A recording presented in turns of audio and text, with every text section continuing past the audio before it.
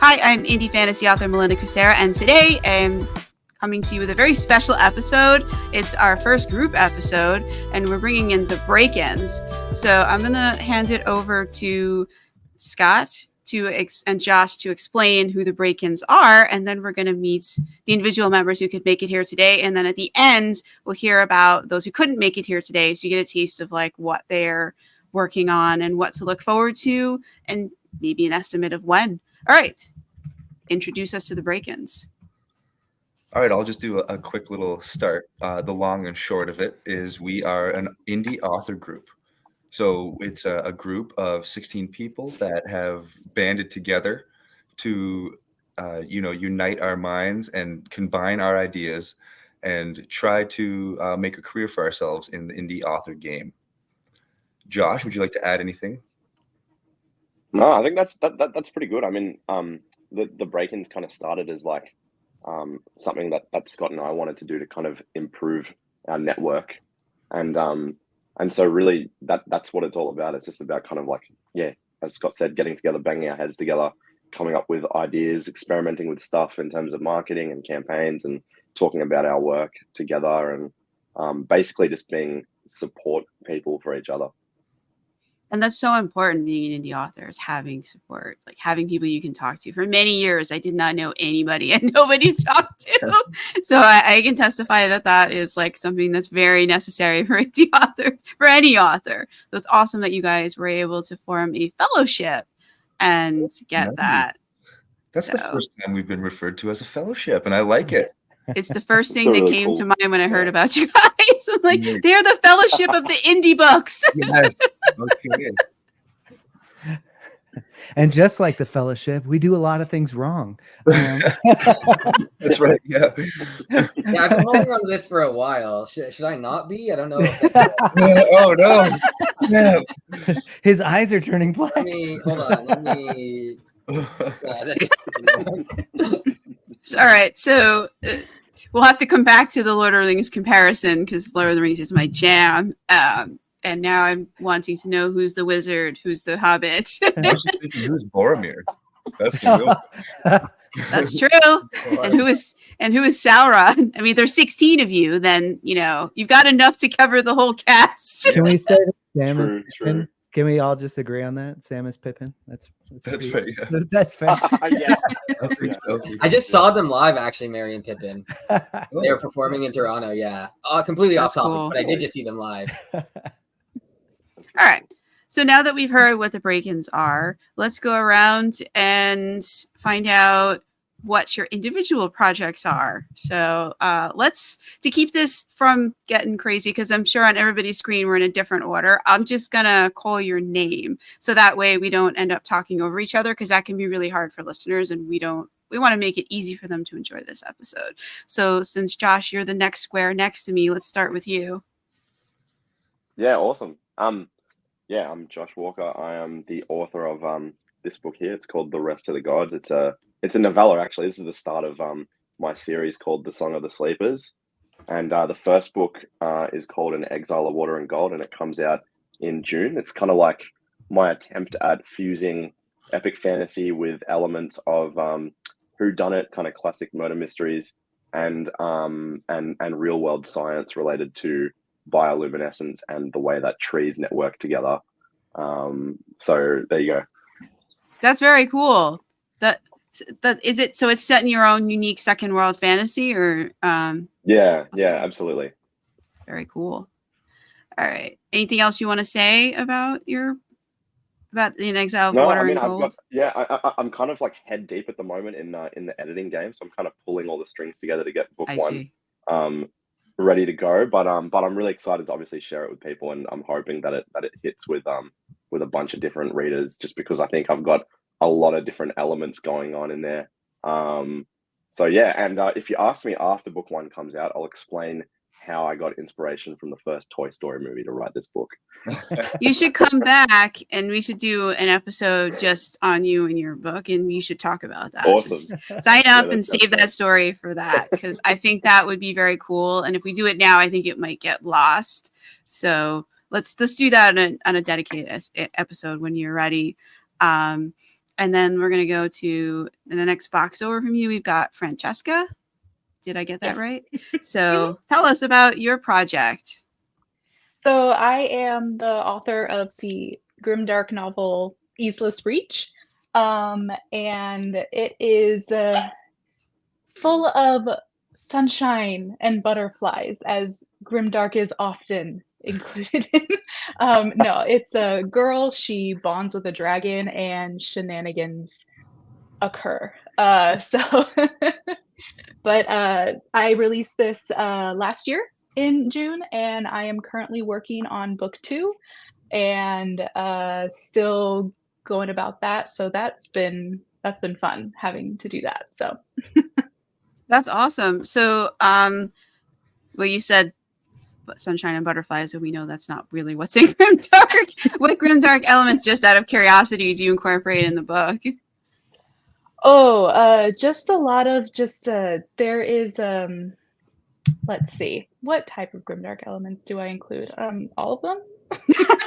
So like we've got the morally great hero, we've got we do. We have a morally gray character. We have a lot of just the very once you think things are going pretty well, they are just not.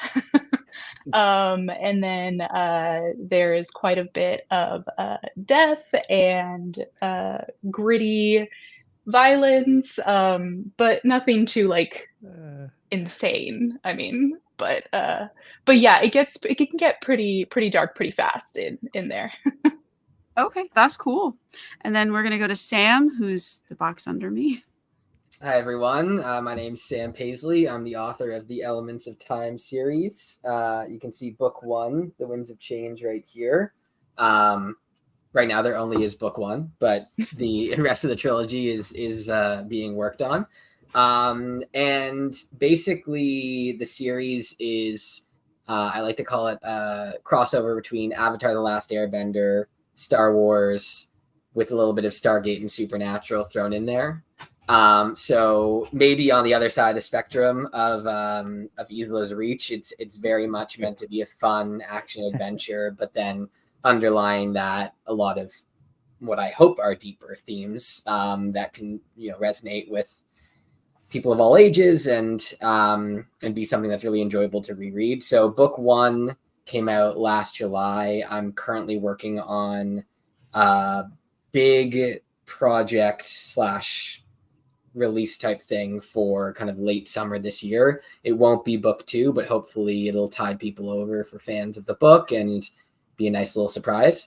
But basically, if you're into best friends, the 2 main characters are what I'm hoping will be an iconic bromance like Turk and JD, or other such best friend characters. Like Sam and Scott. Yeah, exactly. Yeah, basically.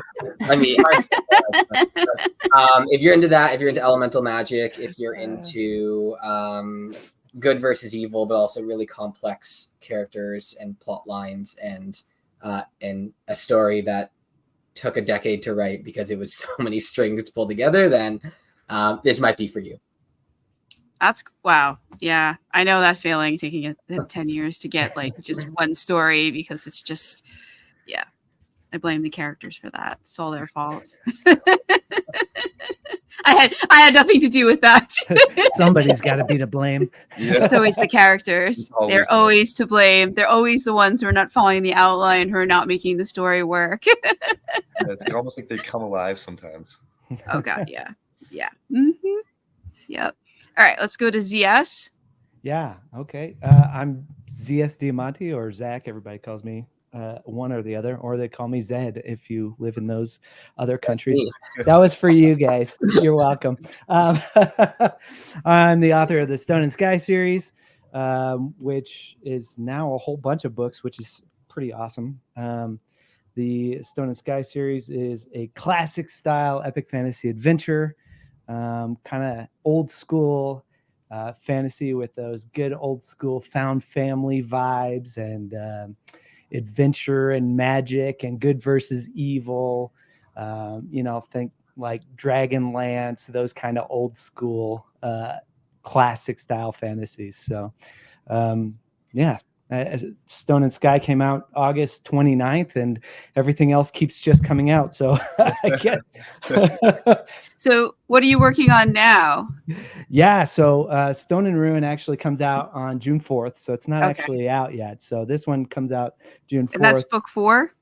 That's technically it's book 3 in the trilogy, but I've also got a collection of preludes, a preludes collection that does all sorts of fun stuff. That's cool. That's very cool. And then we're going to go to Scott. Tell us about your project. Hi, I am Scott Palmer. I'm author of the Last Ballad series, which is set to release the first book on May 29th of this year. The first book is called A Memory of Song. Shortly after, sometime in the summer, either like late July or August, I'll be releasing a prelude novella as well called The Sound of Starfall. So trying to do a quick release of the 2 entry points to the series. And it's an epic fantasy series. I have been comparing it to Braveheart meets A Song of Ice and Fire, and both of those 2 come together and meet Stephen King. I've had the early readers have said that I have lived up to that description, which makes me feel good. So I'll stick by it for now. But yeah, it's based in a fleshed out fantasy world that I created called the Remembered Lands. With a few different continents and all that good stuff that we're all falling in love with in the epic fantasy genre. Many families and feuds and all of that. All right, so now you have to tell us, like, okay, how is it Braveheart? How is it Stephen King? And how is it A Song of Ice and Fire? I know, right? It's a lot of stuff. Well, the way the quick. Just give an example of how. I'll run it down real quick. So, yeah. Like the A Song of Ice and Fire comparisons come not only from obviously many homages to the series. It's my favorite series, but basically the big point of that is the life and death scenario, the end of the world scenario. So in this world, the elements have been nulled off by a dark force. So we're living in a world without fire, without rain, without wind, and the earth has kind of shut itself down, with the exception of magical trees and some, of course, mages and all that fun stuff. Braveheart, it's essentially we're following a northern family, a northern colony, I would say, and they are getting invaded by a bigger southern colony. And we're banding with the Northerners to fight those pesky Southerners from invading us. It very much has that kind of heraldic culture feel. And the Stephen King part, it's just kind of weird and dark. And there's just some weird things in there. So it's very inspired by Celtic mythology and Native Canadian, Native American mythology, which just gets into some really weird stuff with life and death. And the best I read a lot of Stephen King, and the way I brought it into the story was just some weird stuff that you might be used to reading if you're a Stephen King fan. So all of that tied together, and that's our series. But very much in the vein of epic fantasy, very much in the vein of Joe Abercrombie, and John Gwynne has been a big comparison so far. So yeah, that's basically the long and short of it.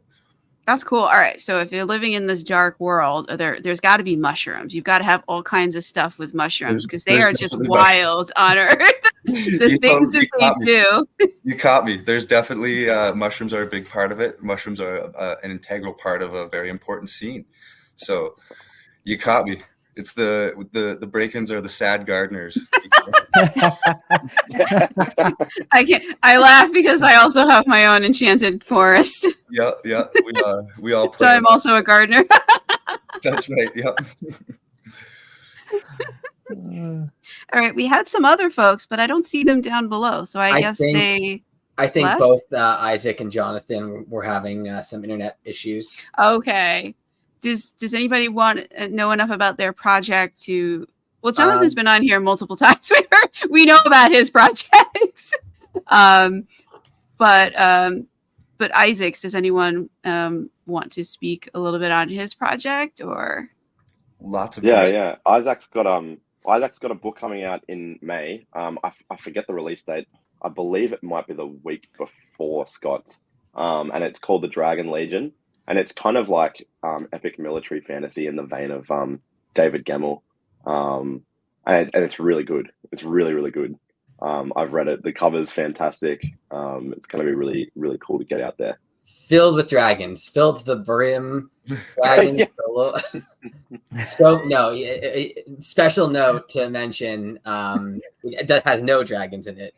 The name of the group is the Dragon Legion, but that his like number one piece of beta feedback was that people were expecting more dragons. So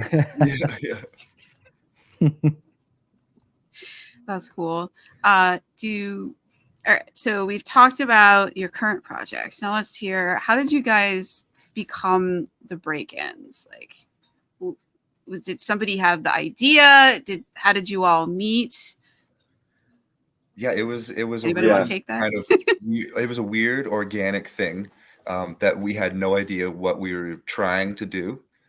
Basically, Josh reached out to me one fine day on Twitter X and just said, "Hey, I like your map. Do you want to be friends on this publishing journey?" I'm doing the same thing as you are. And I checked him out as people do, and I saw that Josh had a very beautiful website put together. And as I was working in trying to do this publishing thing for a while, I understood how much work and how much effort it took to put something like that together. And I quickly realized that Josh would probably be a great person to befriend. And not just for my own benefit, but obviously him reaching out to me, I was like, this is obviously, we're both looking for something out of this. We chatted for a few days, and we decided that it would be beneficial to get a few more of us. I think Josh recommended a Discord. He named the Break-Ins, which I don't give enough credit for. We should definitely get that. I just pulled onto the Discord. It was already called the Break-Ins, which was, I just thought, incredible. And we just put out a little random tweet, which was how we decided we were going to try to recruit people, that just said, "Hey, does anybody want to join an author group for new authors?" Just trying to, like, first or second. We weren't necessarily restricting it to not released yet, but we got a couple of responses. I think it was Callum, and I'm pretty sure, I don't know if Caden Love responded or if we actually reached out to him. But either way, I know that looking back, Caden and Callum were the first two. And then Josh and I kind of got together and we were like, "Hey, let's message some people." And I was kind of like, "I'll message ZS Diamante and Rob Lay, and you message Isaac and Adrian Gibson." And that's basically how it started. And luckily for us, nobody said no. And it was really organic from there. We had a couple people reach out to ask to join. Sam and Brian came as a duo, which was just lovely. And they both came in so excited. And I just remember the first days that they came in, they just loaded the chat with basically everything they knew. They're like, "Guys, I know stuff. Valuable." And we're like, "It's okay. We love you." Like, so I think there was definitely it grew very quickly. And then, from there, we obviously got a few other lovely members. And that's basically it. I mean, there's not much else to say. We just wanted to have something to lean on while we were all going through the same journey. It's publishing is a very long, tedious journey. Yeah. And it's really something that I think only people that are going through it really understand. So that's basically what it was for, a support network for people who understood what we were going through. We all have very similar goals in what we're trying to accomplish. And, that's basically what this whole thing is. And that's kind of what we're trying to keep it as. And you guys all write epic fantasy, or did I just luck out and get all the epic fantasy authors today? We're all SFF, I believe. Yeah. Yeah. There's definitely some more harder sci-fi. No, I actually don't know if anyone's writing pure hard sci-fi, but I think it's definitely everyone's at least a blend. Yeah.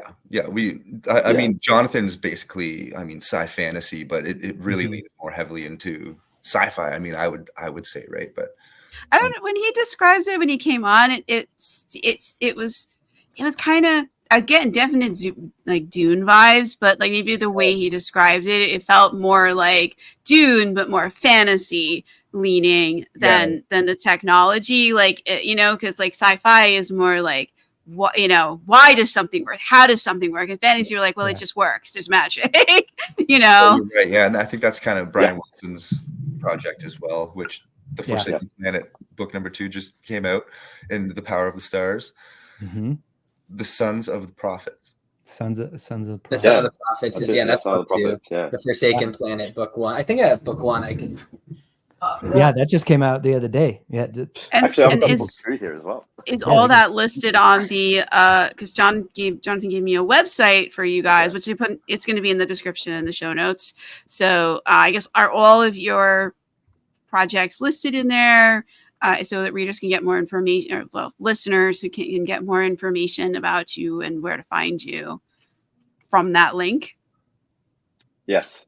Yeah. We've got basically everyone's got a mini profile, a picture, and the name of their book, and then a social link or whatnot on the website. So it's just thebreakins.com. Okay. So it's kind of just like a landing page to be across like who's in the group kind of thing. But yeah, we're hoping to maybe do some other cool things with that website somewhere along the line. But at the moment, we're still all grinding through our projects and getting out there. So I think most of, if not all of us, also have individual, like if you wanted to find more, thebreakins.com would be a great place to start. And then you can probably find all of our stuff from there. Zed's or Zach or Z always has like 10,000 Kickstarters running. So you can find one at a time.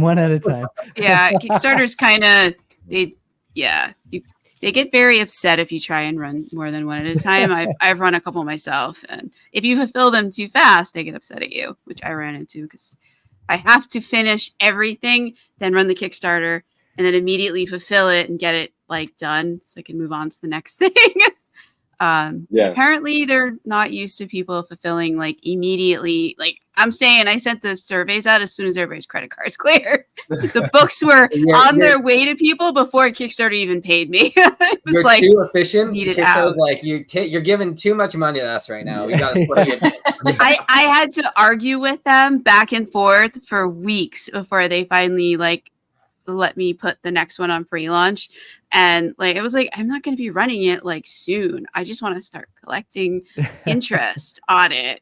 Actually, I'm going to be running it soon now, but this was like months ago. I was arguing with them. Like this was like end of last year. I'm like, it's not 2 at the same time. The other ones are done. They're completely done. I have done they wanted me to get like the people who, the backers for the campaigns, the 2 that I had run previously, to mark that they had received their goods. They didn't believe me that everything was sent. It was like, I can send you a screenshot of like the book vault, like, the orders that I sent out and book funnel where I have sent all the people their things because I did it individually through like the gift, where that's called the gift link or something. I was like, I can show you proof that I've sent everything out. So yeah, that's off topic. But it's a little sore spot with me on Kickstarter. I'm a little sore on them for that. Because I play by the rules and I got my hand snapped. I'm upset about that. But yeah. But getting back to the break-ins. So that's cool that you're also running Kickstarters. It just allows us to do cool stuff that we wouldn't be able to do, like fancy foiling, which I'm doing this time. Oh, cool! Yeah, can't wait to get the proof, but I have to wait a month to get it. So yeah, they don't have any pictures of what like the foiling looks like on their website. So like, oh no, you have to actually order and wait till it gets to you. Yeah, well, Book Vault just started having the ability on. They launched this bespoke service on Tuesday, April 16th. I ordered it took a couple of days to get the prints. You should do a separate PDF just for the foil and redo the cover because you have to take off the things that are going to be foiled from the cover and put it in and get them happy with the files again. And they finally approved the files, so I ordered it this morning. So I have to wait a month. I mean, this is I guess it's a great point to bring up that this is one of the best things about our little author group is that there's certain people that try things first and we're just calling them the guinea pigs. So, Z was very much a guinea pig in the Kickstarter. And I think Caden was always going to do it. But, very much we got to observe Caden and Z and how they operated and how they ran it. And I'm sure anyone who's starting one themselves is going to ask, like, what did you wish you would do different before you started? Right. Just what services you use and all that. And so it's just very valuable that we're all kind of going and focusing on different things at different times, which gives us many different avenues to point to. If anyone's asking anything, like Z's just recently released audiobooks. Yeah. So, which are fantastic, by the way. Highly recommend. Really good. Really good. I'm actually upset that I don't have the. I've got it. I'm reviewing it right now. Yeah, I haven't done audiobooks. It's like there's just too much involved with that. There's a lot, right? Yeah. I think that's to Scott's point. I mean, we're all doing different parts, right? So, I'm testing waters on audiobooks, tested waters on Kickstarter. But like the other day I was chatting with Brian and he's like, "Hey, how you doing with your, Facebook ads?" And I'm like, "Terrible. Tell me everything." And he's like, "Yeah, okay, here's my basic stuff." So, and we just help each other out with different things because everybody's like in a different spot and working on different things. And so we've all got some sort of weird experience. And just like any other indie author knows, every author kind of has their own path. Like you carve your own path, whether we're doing similar things or not, we still are experiencing things differently. And so everybody's got something to share. Oh yeah. Oh, definitely. And that is really cool that you have some people. I have to be my own guinea pig. I want to try something. I have to test it out and see if it works. If it doesn't, okay, we don't do that again. All right. So we've talked about who the Break-ins are and how you guys got into this and your individual projects. What else you guys want to talk about? You want to talk about your fantasy worlds? That's a great question. It would be kind of cool to see. I know some of us are still like diving in on that first one, the initial one, right? It'd be kind of interesting to talk about like what comes after that, because just like Sam was saying, he's like, well, technically the thing I'm working on is not book 2. So I think it'd be kind of cool to see what's cooking, if anybody wants to give away anything. Yeah, that's a great one, Z. I mean, I think like I'll start off because I'm very excited about this. Obviously, I jumped right in. Like I've got the whole series planned. Like I've got the titles, I've got little. I'm not going to show you, but I've got my little note cards here that are. Actually, that's adorable. These are those bingo cards. What are those? So cool. How many? His little sketch cards for the. How many books are going to be in the series? So I've got 4 main books with 3 novellas in between. So the novellas they're all prelude novellas that tell one long story over time, but it's kind of 3 separate stories. And it's kind of obviously like a very easy comparison is the Star Wars trilogy, the preludes, like the as it would Never be like. Heard of it. But better, right? You're not going to have like Jar Jar Binks or any of the things that were bad. But it just kind of tells you the story leading up to the main books, and then I'll be revealing it, so you won't get the whole thing so you get the little chunk of it, and then you get book 1, you get a little chunk of the backstory, you get book 2, then you get a little bit more of the backstory that reveals more of book 2, and then you read book 3, which reveals more of the novellas, and then you get that 3rd novella, which reveals a huge point for book 4, which is like the finale. And I kind of set it up in a way where this first book is a big setup book, and then I've got a trilogy to tie everything up. Kind of the way I have it planned is just kind of like your traditional trilogy, like you would imagine a fantasy trilogy. I've read enough of them to see. However, when I was planning it, I couldn't do what I wanted to do in just 3 books, but I quickly realized it really worked well with this structure where I could leave out a lot of the backstory in the main books and tell it as prelude novellas. And obviously we've seen that structure work very well in indie publishing by, many famous, they're famous is, I'm sure the person would not like you to use the word famous, but that's basically what Brian I think Cadwell. Zach's famous. I would call Zach famous. That's right. But you Zach know, Argyle? Is it's that a who we're structured. talking And I think one of the things too that we tried to, as a group, I think most of us are kind of all working on a little bit of a prelude novella in one way or another. That reader magnet, I think, is really important in today's indie game, as you would call it. Mm-hmm. It's just that free entry point. And that's kind of, it gives, again, when you're writing, if you write a book, a prelude book with a book one, the best advice that I got, if you're trying to craft that, is to make them both entry points. So the person could start with one or the other, and it's not going to really mess them up in one way or another, because some people might not want the novella. Some people might want to just dive right into a big, long book, and it might be vice versa for the other. So I think it's good to give that option of entry points to a reader, and remove as much friction as possible. So if you can give that away for free, obviously I think we've seen that very successful. I know many of us already do that. Josh, Z, you can sign up for their mailing lists and get yourself some free stories.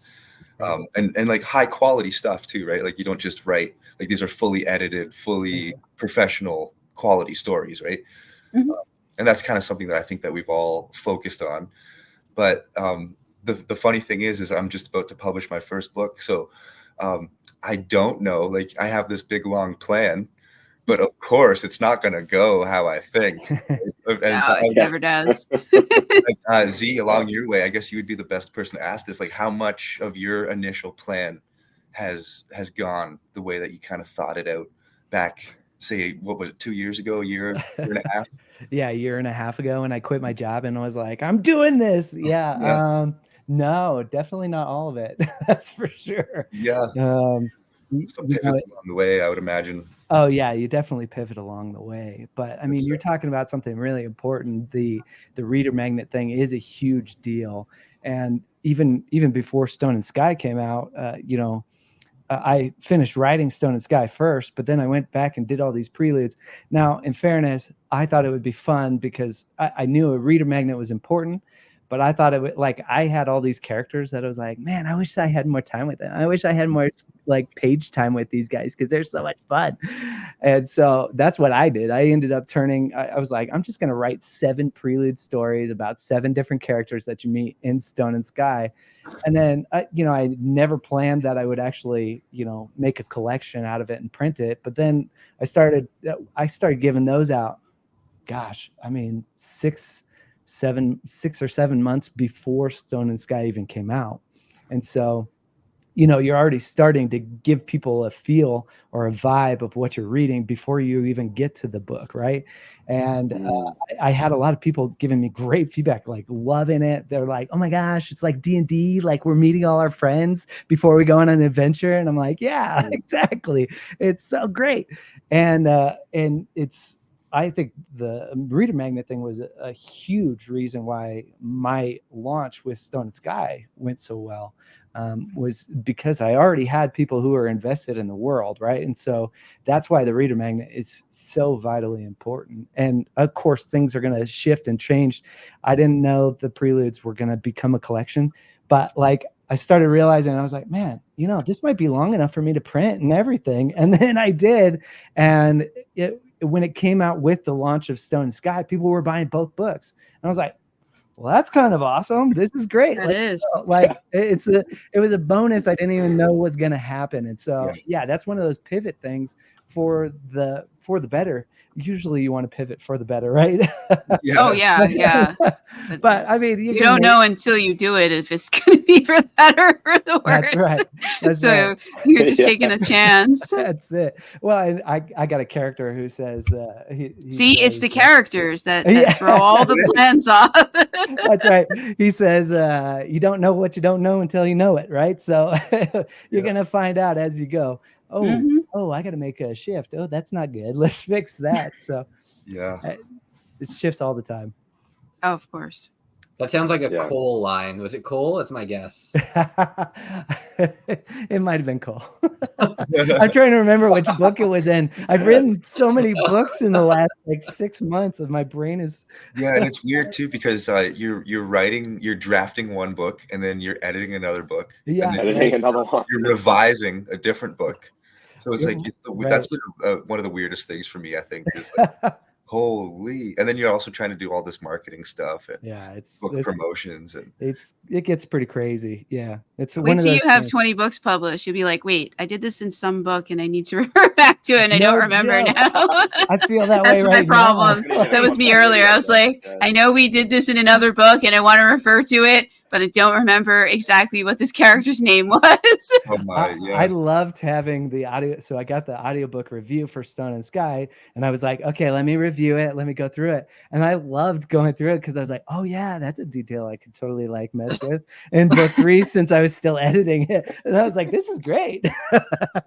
It's crazy because like when you publish your first book and you're editing your first book, you're so into your book that you know exactly what line of what page of what you need to remember, and then you publish it and then you do your thing and you step away from it for a second and then you start book 2 and you're like, what happened again? Yeah, you completely, And then like, yeah. you don't remember like Yeah. where that one specific scene was and everything, so you have to like go through it all over again, and it's Or just, which character was in it, or then it's like, which book was it yeah. even in? Yeah, right. Yeah. it's crazy how different it is now. Like when I was first writing it, I knew it inside and out. Mhm. And then now that I'm writing book 2, I'm like, I'm always picking it back up to make sure that I'm Oh, doing some yeah. type of detail correctly. 100%. And then someone will mention something in a review and you're like, it was in the book? I don't remember this. I have What? no It was- memory of this. Yeah, I definitely find that readers know my book better than I do now. Oh yeah, they grab onto something, right? Yeah. That you're like, Yeah. why'd you grab onto that? That's the weirdest thing. Like somebody, Yeah. my wife has a campaign. She's like #Grego lives. Like that's one of the characters. And I'm like, he's so dead. Like he's so dead. And she's like, no, #he lives. There was no body. Like, and I'm like, what? Like, He's dead. let it be gone. Like, Now you're gonna have to show the body in another book just so that to end that. That's the thing. That's a fantasy rule. It No is a body, rule. he's not dead. Yeah. That's true. cool. so You funny. must show the yeah, body. true. His magic can bring him back. I very explicitly, when I was planning like any character death, I was like, how do I do this in a way that there's like literally like chop someone's head off, or like Yeah. there has to be no possible way that this person's getting revived. Oh, so funny. Well, there's life after death too, unless your world doesn't have that. True. Right. Yeah. Because my states has my world. I have one world that has different states of existence. So just so they're dead doesn't mean that they aren't a character anymore. That they can't continue to be involved in shenanigans. Yeah, Just I means very the rules of their existence Yeah. have changed, and where they can be physically located has changed, and what they can get involved in has changed. That's the thing with author Steven Erikson as well. Like it's like, oh yeah, they're dead, but are they? Yes. I I love the Book of the Malazan. That's one of the Yeah. things George R. R. Martin uses is, the guy, not with every character, but well, obviously many of them come back, but I like especially at the start of the 5th book, the prologue, which I just read, funny enough, but it was one of the skin changers who's died, but he's now still alive in an animal. And he's, it's Baron 6 skins, somebody's 6 skins, Yeah. but his soul is still living inside of these animals, and he's fighting the soul of the animal to live, and he's trying to find another body, and he's like realizing like, oh, I'm probably pretty much done, but just clinging on to this last bit of life. He's not done till the series until we see that he has faded away to nothing. And he could always become a sandworm like in Dune. I mean, Well, I think he found Ghost. I don't want to get into conspiracy theories, but he found Yeah. Ghost, the dog, and I was like, oh, okay, wait a minute, what's going on here? Anyways, that's a rabbit hole. We're not gonna dive down. but like as fantasy authors, like we can have those rabbit holes if we're not careful. I have those rabbit holes. I don't really. Death is not the end in the world that I write in. So it just gets very complicated. We read fantasy for those rabbit holes. Oh, Definitely. totally. Well, Yeah, and that's the definitely. thing. Readers like to grab onto something that they're They like, what is that? What is that? There's got to be some magic behind that. I'm very excited for the Always. day that like my book just has a life of its own, and like there's all these like hopefully any of this happens, but fan theories about like oh well, this is all this stuff, and I'm just like, I didn't think of any of this, but this is great. Like, or they get mad because you forgot to include one character. I had that happen. I didn't even realize he wasn't in the book because I couldn't fit him in the story just because of who he is and how he's a commander. I just couldn't fit it into that story. And in the reviews, everybody's like, where's Jerlo? Why is he not in this book? I'm like, I couldn't fit him. He's got a big, huge role in the next one. I promise. I just couldn't. It just didn't work. I needed him not to be in the picture because I needed him not to give the main character any sort of commands. Yeah. So you'll end up with situations like that. And you're like, I know, I'm sorry. Yeah, I've seen that. Won't leave him out anymore. I think that's pretty common. Like, I like, especially when I think one of the things beginning writers struggle with, I know I struggled with, especially with fantasy, is you want to tell everything at once. Everything, like, I've got this entire story. Like, I've got all the lore. I got everything figured out. Everything. Love it. Oh, I didn't have. I knew only like the one character story, and I was like, "Who are these other people you're meeting with? Why are these people in here? Who are they?" And then as it kept going, there was we uncovered layers to them that I didn't know existed. Yeah, no, that's really fun. I think I write in that way too. I love the that brings me to mind of J.R. Tolkien when he said he showed up at the Prancing Pony and saw this guy sitting in the corner. He didn't know who he was. Yeah, like, that was basically how I found the main character for one of my books. So my just name like is Strider, and then stops writing and writes 3,000 years of history. Yeah, I didn't do that. I was like, you're the new main character. You're more interesting than the previous person. So they're now out of the book. I had something like this happen, actually. I have in my story, I have a baby giant character who's kind of the endearing, the lovable one. And I didn't know that I was writing a baby giant when I started. I was actually writing with just 3 people in the forest, and one of them shot a deer. And as I was writing, one of the characters came running back with the deer over their shoulders. And I was like, wait a minute, a person can't do that. Like, oh, maybe it's not a person. And I just kind of let my mind, go with it. And that's what I came up with. And at first it was just a big person. I was like, no, it's not a big guy. It's like, this is a baby giant, because he's already kind of acting in that childish way. And it was, I think sometimes the most original things are born in that way, Totally. Yeah. I had a kid who ended up not being a kid, but a baby dragon under an illusion to look like a human child. Wait, that sounds like a smut book. No, this is epic fantasy in the vein of J.R.R. Tolkien. It's not dark. It's like classic fantasy adventure with right up my alley. Baby dragon. That I didn't know was a baby dragon until like book 4. I didn't know he was a baby dragon. Well, that was when the illusion failed, and I was like, oh, because like one of the other characters was like, something isn't right about this kid here. They were just pointing stuff out, and I'm like, maybe he's. I had all sorts of theories, and then the illusion failed, and it's like, oh, he's a dragon. Well, that explains a lot.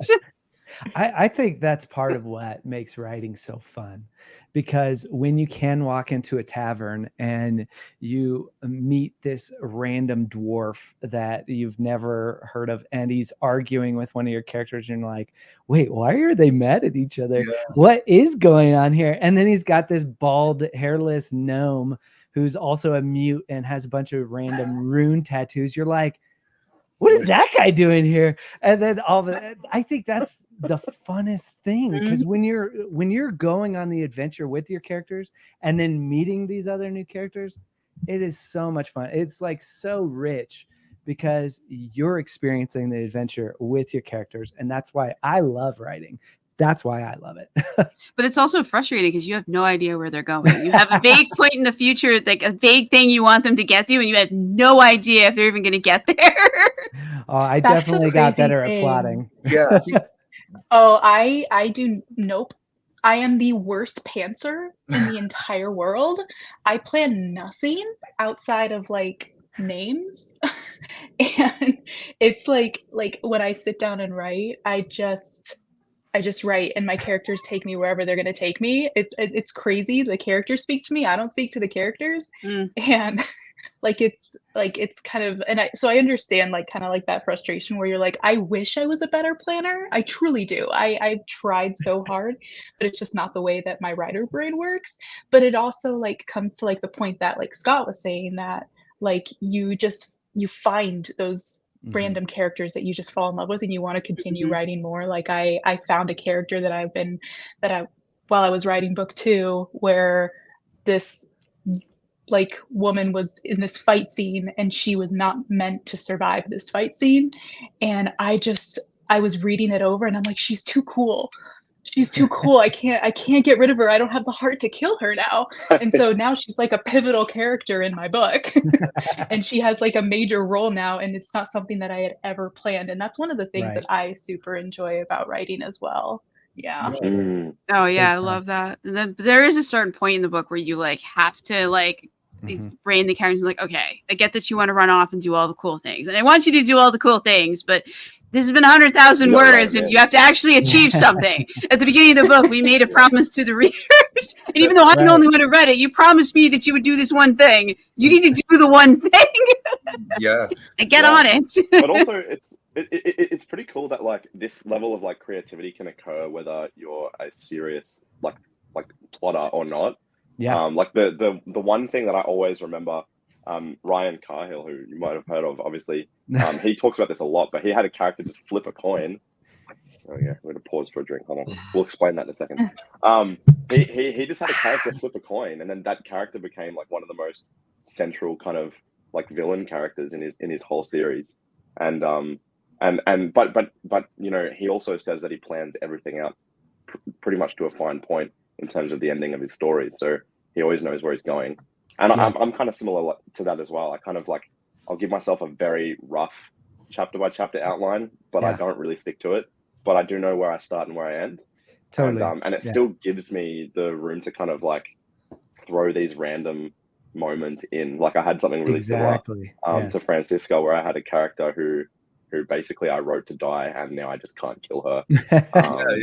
And you know, I had a character who ran a bakery, and I decided to make him an anthropomorphic weasel, just like off the cuff, and now they're like a pivotal part of my world. So they go. Well, yeah, and I think I always talk about it like it's a sandbox, right? Like a sandbox has railings, and that's what makes a sandbox fun, because it's a sandbox in a space that you get to play in. If there's no railings, if there's no guide rails, you're just in the desert, right? And that sucks. Nobody wants to be there, right? So I'm the same way. Each chapter kind of has a way marker. So like, okay, at the end of this chapter, they should be about here, because I need everybody to make sure. Like mine's multi-POV. So we got, so's mine. We follow these characters in this chapter, these characters in this chapter. Everybody's got to get to the same place at some point. So we do have, like, I have way markers that are there. And I'm like, okay, they should be close to this. Like, it should be close to that.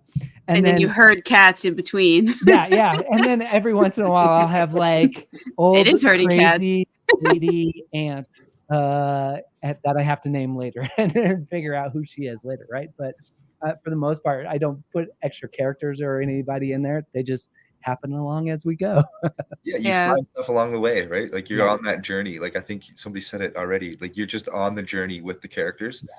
But like you just said it perfectly. Having those guide rails allows you to not let that story just go completely out into the desert to die and you know, shrivel up and become complete chaos, because when you have multi-point of view, it can easily become complete chaos. With like when I was first starting book 1, I was completely pantsing the entire thing. So then I quit about halfway. I was like, okay, I gotta figure out where I'm going with this entire series.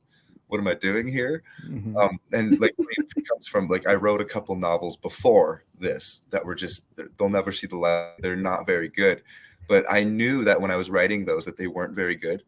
So when I started this one, I was like, I'm really gonna figure out like, what am I doing wrong? And I think that's what I was doing wrong with the initial ones. I didn't have an end in mind, and I let myself go too far to the point where wrapping everything up felt rushed and not play, like, you know, it just didn't feel like, I think as an author, I used to believe my favorite authors just had magical powers. Like, how did they foreshadow everything how did they figure everything out? I didn't realize like at least 80% of my foreshadowing comes in later drafts, but there is that magic 15% that was already there somehow. Yeah. I think that's writer's intuition. Yeah. No, the best is when you like read back something you wrote because you wrote yourself into a corner in a later book and you realize that the answer to your problem was in book 2 and you just didn't realize you put it there. Yeah, 100%. Like you said, writer's intuition. That's the perfect. Yeah, I had that happen. I put the solution to a problem I hadn't written yet in book 2. I was like, oh, okay, I have the antidote just sitting there. And they run past it. They notice it in book 2. And somehow I didn't realize that was there. Even though the character is like, this thing makes magic. Wink, wink. And then in book 6, we're like, oh, crap, we have this thing that destroys magic and we have to stop it. How do we do this? There's nothing better than that magical moment when you figure out and you're like, oh. Yeah, and I'm like, I didn't realize I left that there. That's the best. That makes every night when like those hard nights when you're struggling, you're just hammering the keys, and you're like, this is not good. What's going on? And then the night, like, it makes everything worth it when you just get that eureka moment, and you're like, this is it. Oh yes, and then you're sometimes like you just need to around like the house talk it and out. stuff. Yeah, like the amount of time. So like I'm jealous of all of you. I was meticulous with my like. I was like, I need this to be airtight. If I'm writing a book, I need it to be airtight. And for anyone who has read my book or plans on reading my book, there's some elements in there, no pun intended, that make it very difficult to make it airtight. And I was like, okay, I need to add this point of information, and it escalated to a 250,000 word book. But in book 2, as I'm drafting out the outline, which is already like 20,000 words as of an outline, I'm just like, I know where it needs to end, and as you go through, I'm like, how can I get there? You slam your head against the table enough times, and all of a sudden this brilliant idea, and you're like, oh, that wrapped things together perfectly. Thematically, it's amazing. It's exactly what the character would do. That to me is like the reason that I write. It's like 5% joy, 95% pain, but it makes up for it. That's a lot of pain. Reason to remember the name. You gotta suffer for the art. That's the. I would definitely say that the percentage of joy is like very high for me. The amount of pain is very small because I think I'm a pantser from like up until like the middle of the book, and then like, okay, what are we doing? What did we promise? What things did we promise at the beginning of the book that we now have to like actually do? And how do we do? Can we do it? Do we have to change it? What are we trying to do here? And then I have to start like not like plotting every little thing, but at least like in broad strokes, like where are we ending up? And how might we get there? It might change, but at least like how might we get there based on where we are now? And it'll change 100 times, but then I don't like knowing where it's going to go. So that gets painful for me, like knowing where this is going to end. When I don't know, I can just write forever. When I do know, I'm like, all right, we got to hammer out a chapter, but I don't want to write it because I already know where we have to get to. And that's not fun. I've heard that a lot actually from many different writers that they don't want to know what's going to happen. No. Oh, I would write to infinity if I didn't have an end. Like literally, it would just be a million words. Yeah. I think there's some of the personality of a person too in the way they write, But I think it helps if you have one open-ended series, because then you're like, well, we don't have an end for the series. We have an end for this book, but we could go anywhere in the next book. Sure. So as long as I have that next one to look forward to, that could go anywhere and do anything. I like that has worked for me, because then I just think about that. I'm like, we just have to get through this ending and we can work on another book that's in this other series, and we can go anywhere we want with that. Yeah. Well, that actually, I think relates back to the original question that Zach asked like half an hour ago, which is kind of what comes after book 1. Yeah. Something I would love to do, like the series I've got like this series, it's going to be a trilogy, got a bunch of standalone book ideas, but what I really love as a reader I hate using the word consumer, but a consumer of any type of fiction, is like the depth of lore and So for example, like the Zelda games are phenomenal, and the amount of like, whether it's YouTube videos or thought, the encyclopedias, the artwork, the history of it, that to me is like why I'm in the game. And something that I would love to like deliver, like encyclopedias on the magic system and the lore and the history and the background. And I think that type of project, to your point, Melinda, like it doesn't even necessarily have to have plot, but you can just dive in, you know, whole hog, write your Silmarillion or whatever it is. Right. And then everyone's happy. It's like, well, how does the magic system work? Well, let me tell you for 50 pages how the magic system works. See, I'd rather write 50 novels that show you from different points of view, different places, different characters, different adventures that test the magic system. That's what I'd rather do it that way, and like, and actually test it in a story, in a situation, and like, okay, what happens? That's why I have 20-something books. Like, well, what happens if, you know, what happens if all the magic goes away? Can the mage survive?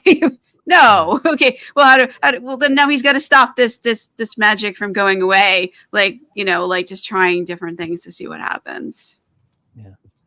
Yeah. And I think it's cool because everybody's different, right? And so we all come up with different strategies, and I think we have to have strategies for our creativity. For me, for example, you know, I wrote Stone and Sky. It took me a couple of years, but then I wrote Stone and Tide in like 2 months. Then I wrote Stone and Ruin in like 2 months. And I'm like, and they're all like the same length, which is crazy.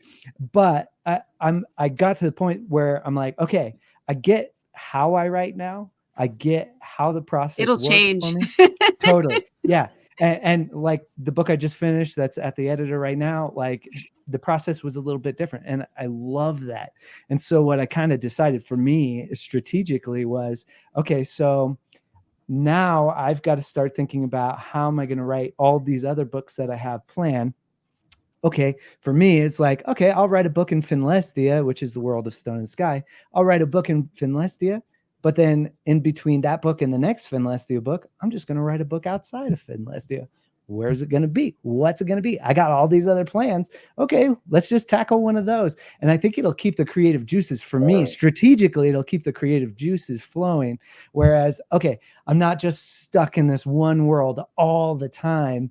That it's a huge, robust world, sure. But I'm also like, okay, yeah, but like I, as the creative, need to go and play and have fun somewhere else too. And then I'll come back to it and I'll be fresh and I'll be like, I had so much fun doing this weird thing over here. Now I get to come back and do something weird in here again.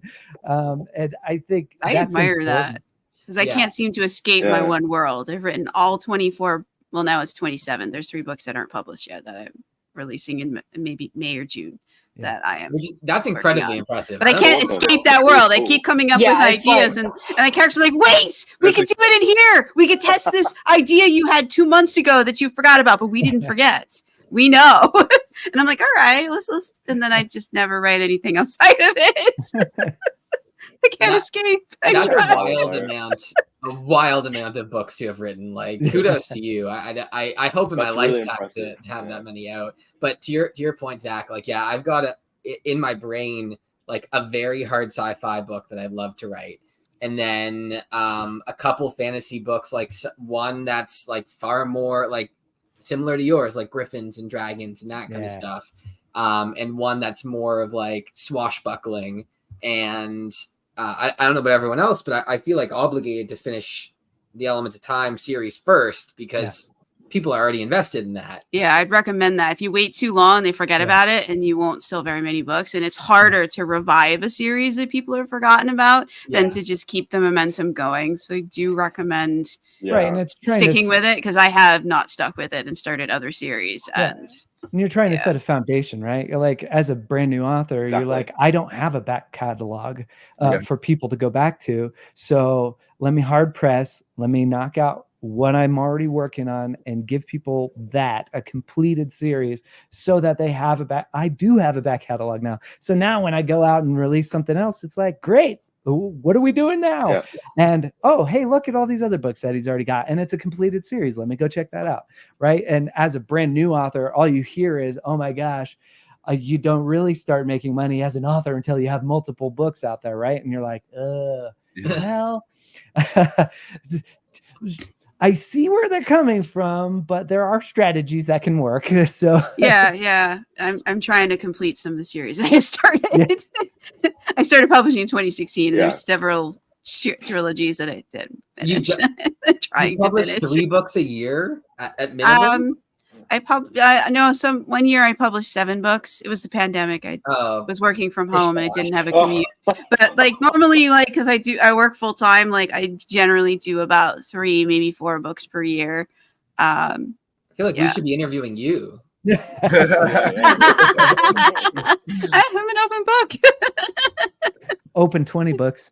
Well, soon to be 27, and like I was like thinking, I was like, God, next year I'll be 30 because I've already planned out the book. Like I planned out. Like I don't have outlines of the books. I know which books I want to write next year. Whether the characters will decide I should write something else is totally different. Sometimes they're like, wait, I have an idea for this series, and like, all right, the hell with the ones that we were going to write. Let's do this. Scrap the plan. It's interesting what you were saying before, though, especially what Zach was saying about like choosing to kind of give yourself room to play outside of your main series, because it's something I've been thinking about a lot as well. I really want to kind of pump out this series and then start to alternate between different things once I've got that back catalog, like we were saying. But then again, like there's this thing in the back of my head, like this risk of like, if I step away, the amount of like continuity work I have to do to go back and like backfill all these details that I might forget is tremendous. And like I know a lot you're of gonna forget everything. You're gonna forget everything. Yeah. You'll be like, who is the main character's best friend? Like you'll forget absolutely everything. Yeah, but I think it's funny because while I was writing Stone and Ruin, the last book, I had both the other books sitting on my desk the entire time. I'm flipping through them, going like, what did he say again? Oh yeah, what was this detail again? I mean, so you always got the resource, right? So you can always go back.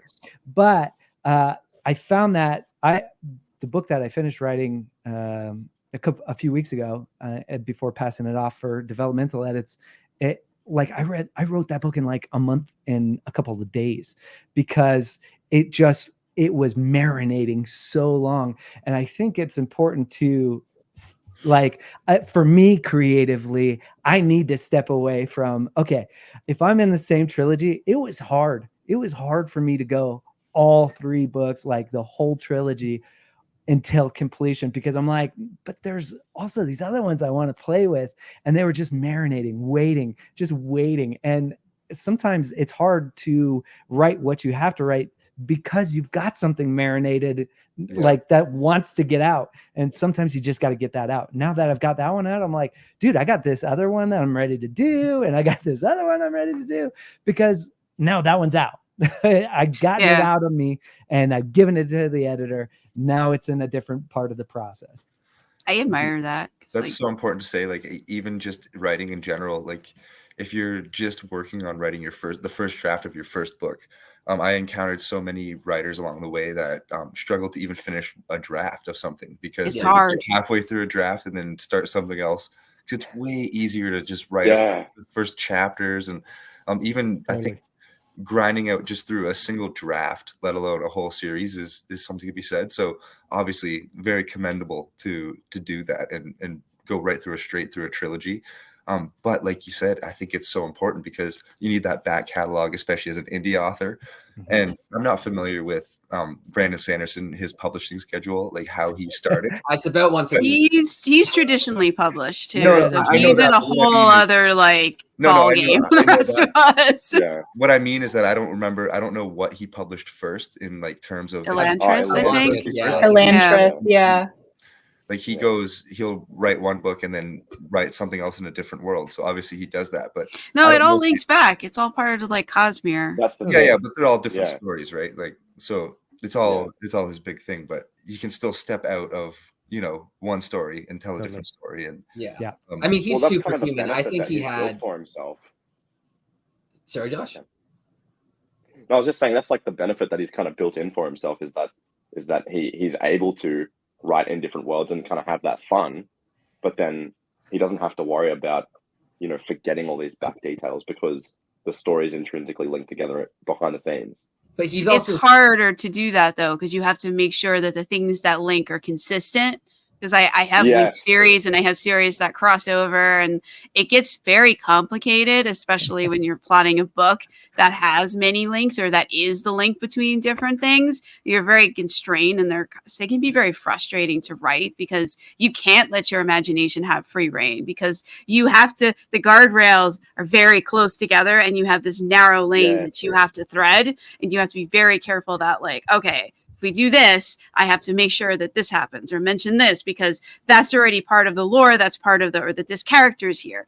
And, you know, there's all different rules that you don't normally have. And I recently did one of those books, and it was very complicated because part of the story was in one book in one series and part of the story was in one book in a different series. And it was from the different points in each series. It was from the points of view of the characters in that series, but the events had to match up and make sense. So even if you didn't, and the story had to make sense, even if you didn't read both sides of it. So it can get super complicated. I don't recommend you do that. Don't do things. Don't be me. Don't do these things. When your characters bring you ideas like this, say no, run away. Because it's very frustrating to write something like that. It's very satisfying when you reread it and you're like, yes, I nailed it. But in the minute, like, it's very tedious. I don't recommend it. Find other ways to link things. Just do sci-fi and every one of them is on a different planet. There we go. We don't have to deal with you. Yeah. We're not dealing with you anymore. Yeah, then the link is that they're just in the same, like, universe. Yeah, you know? exactly. They're in the same galaxy, but whatever. Yeah. George R. R. Martin has his short stories are the Thousand Worlds universe, and every single one is completely different, but it's all in the same universe, and they're just different planets, different things, and it's so much fun. So much fun. I feel like I had to put extremely tight guardrails. Again, I'm trying not to spoil anything. And I'm going to cut in because Sam, I'm reading Sam's book right now, and I'm probably 65% of the way through, and knowing now that you plotted so like detailed makes so much sense as I'm reading it, because like there are so many details that I'm like, ooh, where is that gonna go? Oh, where is that gonna go? Ooh, what is this little gizmo? Oh, what is that little gizmo? What's going on right there?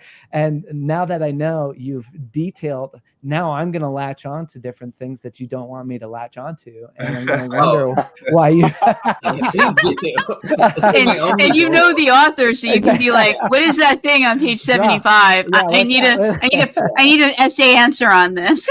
Well, yeah, so it's funny because I have a character... the many characters. I think I've got like 20 plus individual POVs that each have their own like full chapters or sections, and but there's like easily 40 to 50 characters like named with full backstories and histories and everything.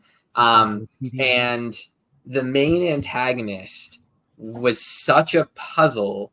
That's why the book kept getting longer, because like there's like overarching antagonist and there's main antagonist for a story. He's got a very like interesting role to play in all of it. And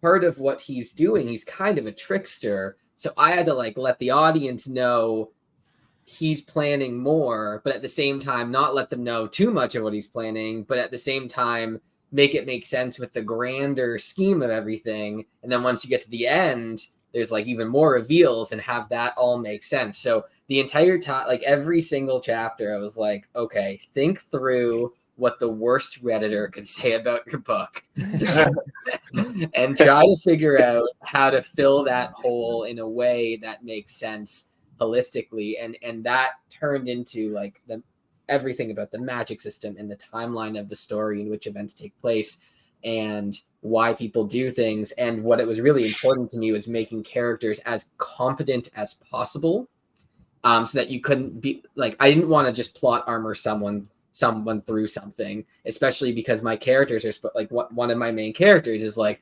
Obi-Wan meets Dumbledore. It's like, okay, if this person's not always on top of his game about everything, it's going to be very difficult to believe that he's truly like the master tactician, greatest warrior alive type person, right? So but that's where the banging your head against the table. But again, that catharsis of figuring it out, and then the feedback of people being like, wow, that really blew me away. I assumed it was going to be a tropey whatever, and then it wasn't. I'm like, thank goodness, because that would have sucked if I spent all that time and didn't pull it off. Well, if you like to theorize while you're reading, read Sam's book, because I'm over here like theorizing everything. I'm like, oh, I wonder if that has anything to do with this. Oh, I wonder if this guy is this like doing this, or what is he doing over here? Oh, actually, I bet this character's doing like, I mean, so many opportunities to theorize. So if you really like theorizing and trying to figure out the puzzle, read Sam's book. You'll like it. That's really cool. I like puzzles, so I'm gonna have to check that out.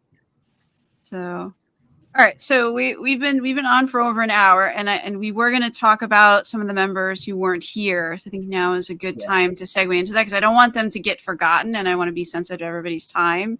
So how do you guys want to do this? I know there's about. Okay. I've got the list. Okay. Josh, you have the list up too? Go for it. No, yeah, go for it, Sam. Go for it. Well, I don't need to. There's like 10 people who are. And anything you know about them, about their project or about them, so that it's not just like a name. Do you have the release calendar, Josh? Yes, I do.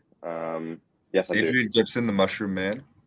Yeah, so I mean, the most recent, actually Tuesday was like a massive day for the break-in. So massive. I'll start with a shout out to Zach, who does have a Kickstarter up and running right now. You can talk more about it if you want. I mean, real quick, it's just Stone and Ruin is the final book in the trilogy. We're doing a Kickstarter. We're trying to fund the audiobooks and all that stuff. And we're doing some really fun things that I've never done before. Like if we can hit some stretch goals, maybe we are even going to get to do like dust jackets and stuff for the hardcovers, which is something we've never actually gotten to do. So it's pretty exciting. And then also on Tuesday, Brian Wilson, who's not here, The Power of the Stars series, book 2 came out. I think Josh has that, The Son of the Prophets. And so that's book 2 of his series. The first one's The Forsaken Planet. That's a science fantasy blend. So if you're into like Ender's Game meets I don't know how you Star Wars is a bit of Star Wars. I was gonna say Star Wars, but I don't know if he usually makes that comparison. But yeah, there's definitely like a magic meets sci-fi, so like outer space, think space opera kind of. Yeah, space opera with a magic system built in. That's the Power of the Stars series. And this newest book, I think he says is more of a cross like between Indiana Jones, so like discovery, jungle, adventure, that kind of stuff. Adrian M. Gibson, the Mushroom Man himself, also launched, I think the hardback came out on Tuesday? Correct. Yeah. The hardback for Mushroom Blues came out on Tuesday. Beautiful too. Yeah. It's beautiful, and I think he's got an audiobook in the works as well. I don't know if he's announced the release date for that yet or not, but yeah, he's working on that. I don't know if the date's out there, but Mushroom Blues. So that's a fungal punk. Pop? What is fungal punk? You're gonna have to explain that one. It's a genre he created, so he's the pioneer. But think it's like a blend of like noir and like cyberpunk and but with mushrooms. Yes, you got it. Please tell me the mushroom is like the main character. I think actually the main character, or one of the main characters in the series, is a mushroom human hybrid type creature. So like it's I have one of those in one of my books, and I just never see that anywhere. I know I'm like, it'd be cool if there were more books with mushroom human hybrid type creatures. Well, Mushroom Blues, definitely. No reason. Yeah, there you go. In the first chapter, the main character gets sprayed with like mushroom spores in the eyes. He's like, I'm gonna be fine, and you're like, you're not gonna be fine. This is fantasy rules. You're not fine.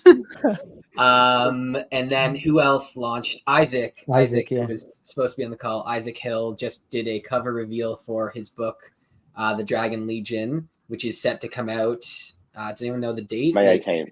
May 18th. May 18th. Yeah. And I don't know. Has anyone read any excerpts from that? That can give a better description than I. Yeah. It's fantastic. It's really good. I'm just like so excited for people to read it. But yeah, no dragons like we said before, but it's just really high quality like military fantasy. It's like super exciting. I feel like if you have dragons in the title, you're required to have dragons in the book. So the only books of mine that have dragons in the title actually have lots of dragons everywhere. I see this as innovative. Yeah, exactly. He's truly innovating on the dragon genre. Yeah. Well, it's good to play with reader expectations, right? It's like writing a mushroom punk book with no mushrooms in it. Yeah. That would have been just sad. Just tease it.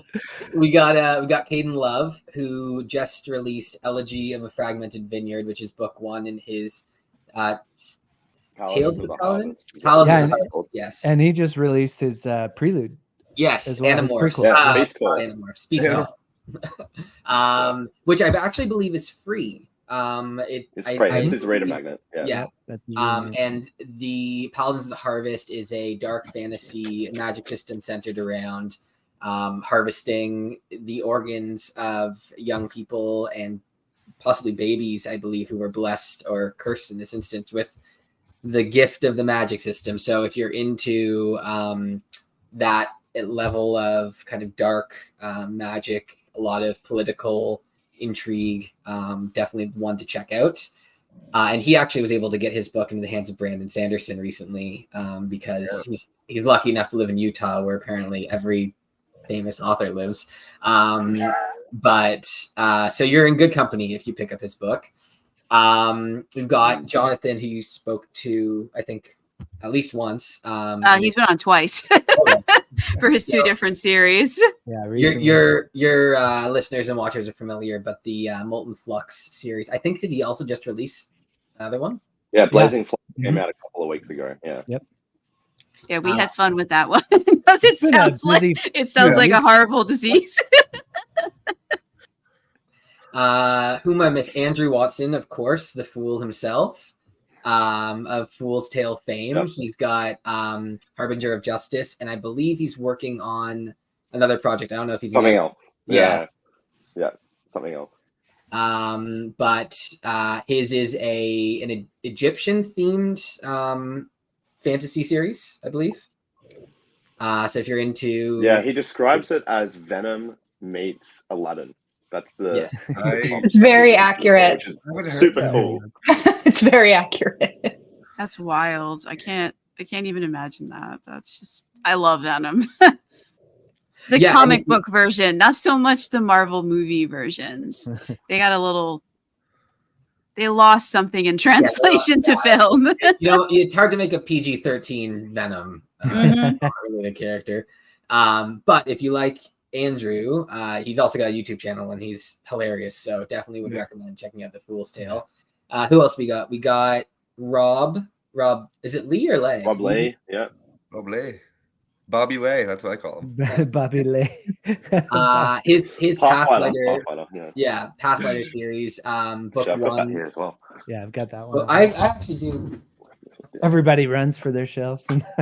Well, I was gonna get Ryan's, and then I realized that it was on my nightstand. Oh, you can't see this at all. So I couldn't get. That's Ryan's, all right. I'll hold it up. Pathfinder. That's a wonderful Felix Ortiz cover, I believe. And it is Greek mythology themed magic. I don't remember. Oh, maybe it's on the back. But if anyone's read more of it than I have, maybe they can give a synopsis. Pathfinder is fantastic. It's kind of like, it's in the vein of kind of classic epic fantasy, but it's blended with elements of things like the Odyssey, like that kind of classical Greek progression of the hero's journey, which is just like, it's so cool. Highly recommend. Yeah, Rob today messaged me. He's reading my book right now, and he messaged me. He's like, "Oh, this Greek reference was fantastic." And I'm like, "You're literally the only person who's noticed that." Or he's the only one that said anything. Yeah. And then we've got Lou Holland, who spoke of Spark of the Divine, which oh my Oh, God. that was the previous episode on their podcast. Okay, perfect. 'Cause Oh, no Hold one on, I'll go down. Yeah. Okay. That was last week, so that was the previous episode. Over there. Which is, I believe, based on she said it's based on true events because it's based on D&D. It's based on a D&D campaign. Yeah, we had a good long fun episode hearing about that. So if you listen to the previous episode, that was Spark of the Divine. There you go. Good plug for Melinda's show as well. And then we have Nicholas. I'm trying to get all the indie fantasy. It's wild because I actually got an email from a traditional publisher that they want one of their authors to come on, and I'm like, this has always been indie fantasy territory. Yeah. So yeah, I'm kind of torn because I love talking to fantasy authors about their books, and I have read this author's previous books, but so I would like to meet them, but this is meant to be a space for indie fantasy authors to come and talk about their books and gush about all the things that they have nobody to talk to about. So you said, no, Mr. Stephen King, you're not allowed on my channel. It wasn't Stephen King. It was somebody. I haven't decided yet. I'm not sure. I don't know. I'm still thinking about it because the email was kind of weird. It came from a marketing person, and I'm not sure they totally understand. It was from Nigeria or not? Yeah. It was from the head of marketing of Penguin Random House. Oh, that's their someone you could probably take onto your podcast. About one of their authors. I guess they're starting a fantasy line from one of their imprints. I'm not sure. The email felt like it was number 3 in a conversation, but I don't have any of the previous emails.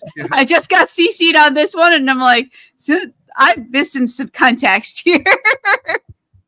So yeah. Anyways, go on with the roll call. We've got Nicholas W. Fuller, and I actually don't know the title of his series offhand. He hasn't announced it yet. Oh, perfect. Okay, so it's not just me. So it's forthcoming. But yes, I believe he's planning on publishing later. I want to say the fall, if my memory serves. Yeah, I believe so. Sometime in the back half of this year, he's planning on releasing a kind of a sci-fi, very very kind of close character study sci-fi. I think with some progression elements. I'm not 100% sure, but I've read parts of his writing excerpts, and he's got really nice prose. So nice. Look forward to that. And he's also got a YouTube channel, which is brilliant. He does have a YouTube, and he's also he is definitely someone to have on as well. He's a very good host and has spoke to a lot of other indie authors, and he's also an absolute whiz. He made our website, I'm pretty sure. You're all invited. All of the break-ins are invited to come back and do your own episodes. I will try to get spoilers out of you. So you have to decide before you come on what you're okay with giving away. Or I'll trip you off and get things you weren't intending to talk about. I had my first one-on-one interview, and I did not have that conversation with anybody. And they were like, and I had to mid-live TV, I had to be like, am I going to give away spoilers on the... I was like, my wife was like, you could see you undecided. But you have to give away some. The whole point of a first book is to be the spoilers that you give away, so to get them into the series. That's my philosophy. But it's hard when you have just one book out. Yeah, exactly. I'm so thrilled that everyone seems to have agreed to not spoil my book. Or frankly, anyone else's book in the group. I would be devastated if I just read a review that was oh, at the end of Stone and Sky, blah, and I'm like, great. Thanks, jerks. No, right. I mean, it could happen. You could end up with a review from a stranger that's it's not meant maliciously. They may accidentally give it away, not real, because they're just so excited about it. Totally. Yeah. Exactly right. And I think possibly last, but certainly not least, is Callum Lott, who his series A Dirge for Cassius is he just did is it cover reveal this week? Next week. Cover reveals next week. Not yet. Yeah. He did the announcement of the announcement. Okay. Yeah. We have to do. So that's fun. That was the weirdest thing Was with it? marketing. Yeah. You have to announce. Yeah. Have an The announcement. cover reveal is it's gonna be so Yeah. good. Like Helen Beware. has like the coolest front Yeah, cover. his cover is like super unique and awesome, and it perfectly encapsulates. Like you see it, and you're like, I know exactly what genre I'm about to read. I don't get cover reels. Like I've never done them for anything. It's all I about just- hype. Here's the cover. The book is coming All X. that hype. Yeah. Well, when you've got 27 in the chamber, you can. Even like when I first started Did in you like see this other one I 2016. did, or this one, or this one? Or Yeah, this one? I just never did them. I don't know. Like, because the book is the important thing. The cover is just that's what you judge a book by. But Yeah. I want you to read the damn book.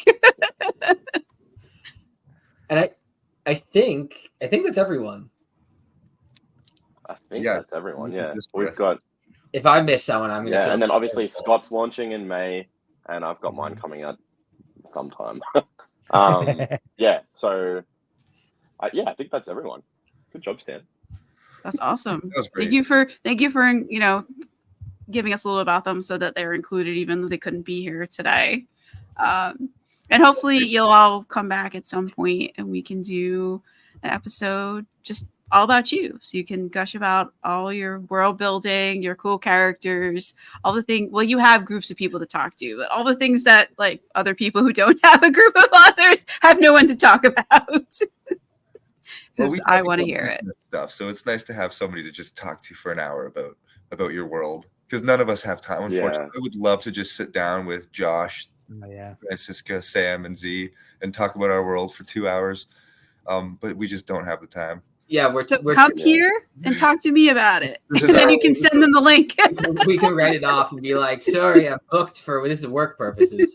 We're trying to organize an internal conversation to literally share information, and it's like we'll record it for the three of you who can make it. I know. Yeah, it's hard. It's hard if you're in all It is different what it time is, though. zones. It is. Yeah, we are also Yes, all it over. is. Like Josh, what time is it for you? Currently, It's 11:30 in the morning here. but the next day, It's actually a good you're time of living day in the here. future. Yeah. Yeah, In the it's future. 9:30 p.m. for me. I'm on the East Coast of the U.S. And I've worked all day, so I'm like, I'm still with it, but at some point I'm going to start losing it. Oh yeah, because it's Friday for you as well, right? Yes, it's Friday for me. Josh, was it Tuesday for you or today's what? my weekend. Yeah. Tuesday. He's not far in the future. It's Saturday Josh is for a time him. traveler. Yeah. He's living his best The weekend life DeLorean's already. in the Or garage. we're in the Yeah. DeLorean because we're in the past. That's True. awesome. Sorry. It depends on your point of view. As a certain character in Star Wars noted. So- I Well, don't thank think you. that things turned out well for that. No. I just liked that, like, I just like that whole thing, like pointing out that it's from a certain point of view, that things can look very different from another point of view. That always stuck with me from Star Wars. Yeah. Be like, well, from my point of view, the Jedi are evil. Obi-Wan should have been like, you're wrong. That's He just should have Definitely offed incorrect. Anakin, you know, like in episode 1, and then like we could have just skipped episodes 2 and 3. Yeah, I realize you're trying to wrap up, but I do have to talk about a meme No, go that I ahead. saw the other day. But it was like the scene from the original Star Wars that was like Obi-Wan being like, it's your father's lightsaber, he wanted you to have it, which is obviously like hero's journey and was written without the intention of it being all these movies. And then it flashes. It's also to- a lie because, like, at no point did Darth Vader ever give him a lightsaber and say, "Give this to my child." Well, so the It's next your panel of kidnapping. The next panel of the meme was when Anakin was on Mustafar being like absolutely burned by the lava. He's like, I hate you, and please give my lightsaber to my son. Yeah, that whole scene, I was like, yeah, I don't think so. And we didn't need this unnecessary thing. He should have just picked it up and been and you know, and just not. Yeah. Yeah. I agree with. Yeah. No, I didn't like that. I was like, this is an unnecessary call forward that we didn't need. Yeah. He could have just picked up the lightsaber and walked away. There didn't need to be that. Totally undermined everything else. But then he became the villain. Even harder after that. Like, I don't know. I don't like episodes. Listen, no, I don't think anyone's saying the prequels were perfect. No, I could have lived without them. Kind of wish I hadn't seen them. What I thought that was going to happen in the prequels is better than what did happen in the prequels. But I absolutely loved the pod racing, and that was fun. Yeah, I love the sounds. And just also, don't watch beyond that point. But those sounds. there's See, that I like argument the of prequels. again. Ooh, Oh. ending on a hot Yeah, take. You like I the like Anakin, I like them. Padme I awkward don't think they're age as bad gap as people think. thing. But okay, Sand the gets writing everywhere. not great. The writing, That whole sand not conversation was cringe. yeah, So but the rest romantic. of it was pretty great. I mean, we got Darth Maul. Darth I mean, that's one Maul, of But the he got best killed. He characters. came out being all Ever. awesome and then Episode 1 died was so like 30 good. seconds later. He's now a If you meme for haven't like. watched the Clone War, if you haven't watched the the TV series, No, I haven't. I checked out of the Star Wars thing after episode 3. I was like, I am done. That's it. You've got all my money, all of my attention. I want nothing to do with the franchise after this. You had one job. That was 7. That was episode 7 for you. That's where you checked out. Yeah, Yeah. I Yeah, checked 7, out. 8, and 9. Yeah, same. I'm apathetic towards it, which is painful for me because I love Star Wars. But when I saw the prequels, my opinion was like, I hate them. This is like not good storytelling. So I have no nostalgia towards them because I grew up with the original Star Wars movies, watching them as VHSs when I was like 4. Those are my Star Wars. Me But too. I can appreciate from a 30,000 foot view, there are kernels within the prequels that could have grown into the beautiful, gorgeous trees that cover Josh's book. But like, for example, Qui-Gon, I think as a character, as the only one being truly pure with the Force and listening to the will of the Force, and how he noticed the fall of the Jedi Order before even Yoda, because even Yoda was kind of becoming more and more disconnected and more worried about the bureaucracy. Like that is a kernel of, and the Force telling him to train Anakin, and had Qui-Gon trained Anakin as opposed to Obi-Wan, who never finished with his training with Qui-Gon and who was more concerned about being on the Jedi Council, which was a conversation that he had with Qui-Gon. Like those elements could have been amazing storytelling and could have, but it just fell off the rails. How it should have ended They did a whole thing about all 3 episodes, what they should have been. And like, I 100% agree with them. It should have been the fall of Anakin and the rise of Obi-Wan. They should have done that, like Anakin becoming the villain and Obi-Wan becoming the hero. Both of them starting out as flawed and going in different, and just they didn't do both, and that's why it's not satisfying the first 3 episodes. Because all we got was this tragic fall that, wasn't even that great of a fall. It was messy and melodramatic at times. But think of how good Jar Jar Binks would have looked if Zack Snyder did the Snyder cut on it. I mean, I would have He did a hoped that if Jar Zack Jar Snyder Binks did a storyline. Snyder cut, that would have been the thing that was cut. He's wearing the Leonidas outfit and he's saying, Misa is Sparta or whatever. I mean, I think Jar Jar could Oh have my been, gosh. if they did him a little bit differently, could have been like a good character. Jar Because Jar? we needed somebody, Yeah. you needed somebody in there who wasn't a Jedi, who was kind of a common person. And I wish that they had done Jar Jar as a more serious character, so he could have been like the audience insert instead of like this comedic thing. Or the Darth. I mean, that's Jar why Jar there's all theory. these fan theories that he's like actually Thrawn, which I love. oh my god. Anything's let's possible. not go I down mean, any last words before we close? Thank you for having Yeah. us. Nice. Yeah, Oh, thank you're you. welcome. You're all invited back. thank you for having us. Thank you so much for having us. This is pure fun for me. That's why I do it. I enjoy talking to other That's fantasy why I authors. stay up until 9:30 to talk to you guys. Yeah, you're. There's a bunch of parents on this call. This is really late for you guys. Or Josh is. I don't know what year it is for you, but He's on the starship in the future. He knows already how your launches are all going to go and how many books you'll sell, and whether you make it or not as an author, and make your mark. I hope we all do. Yeah. Because success means so many things to so many different people. I hope that you find your definition of success. Oh, that's really well said. Totally. Thank you. And you That's too. what it comes down to, doesn't it? It does, because people write for a variety of different reasons and publish for a variety of different reasons. So as long as it's fun and you're moving forward towards that dream, Yeah. that's what matters. At least 5% fun. yeah. That's right. That's right. At The least. bar is on the floor. You only need my to be having ceiling. 5% fun. So if it's marginally more fun than your day job, keep going. I can't believe that it's that much pain and you keep agreeing to experience it. Me? It's got to be more fun than that, than Yeah, we're crazy 5%. In the long term, yes. He's The like act of fine, writing Kevin. itself. So this is like finance. So we're compounding it year over year Yeah, over the exactly. lifetime of your author Sam's the career to be more finance than guy. 5% pain. Yeah. Exactly. I mean, I look more at than it like 5% fun. exercise, where it's like in the long term, I'm gonna have a healthy heart and whatever. I hate doing it, but I would hate not writing a lot more than I would hate.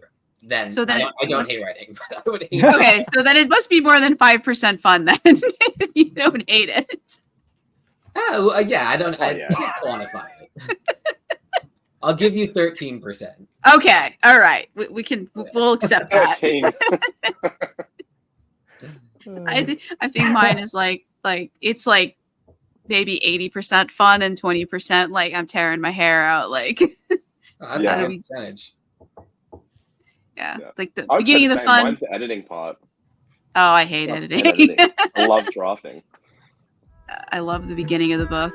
The end of the book, I'm happy when we get to the end, and then kind of sad because we have to put the story down. But I'm writing in the same world in the same time period, so the characters can just show up in another book somewhere else and complicate my life. I don't recommend you do that. It's very complicated. But thank you so much for joining me on this episode. And I've been Melinda Kucsera, your indie fantasy author and your host. And these have been the break-ins.